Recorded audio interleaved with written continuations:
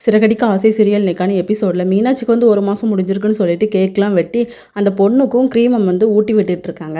அடுத்த சீனில் அழகர் வந்து பெட்டில் படுத்துட்டு இருக்கும்போது ஐஸ்வர்யா வந்து வருவாங்க. நீங்கள் என்ன ஜாலியாக கையும் காலையும் ஆட்டிகிட்ருக்கீங்க, ஆனால் என்ன தான் பார்க்குறதுக்கு யாரும் இல்லை. உங்கள் அப்பா உங்களை நல்லா கொஞ்சிறாருல, உங்கள் அப்பா கிட்டே நீங்கள் பெரிய பையனானதுக்கப்புறம் ஐஸ்வர்யா பற்றி சொல்லணும்னு அப்படின்னு சொல்லிட்டு அதுக்கப்புறமா நம்ம தமிழ் வந்து குழந்தைக்கு ஒரு கெட்ட போட்டு கூட்டிகிட்டு போகணுன்னு சொல்லிட்டு அவங்க அப்பாவுக்கு கால் பண்ணி திங்ஸ்லாம் வாங்கிட்டு வர வச்சுருப்பாங்க.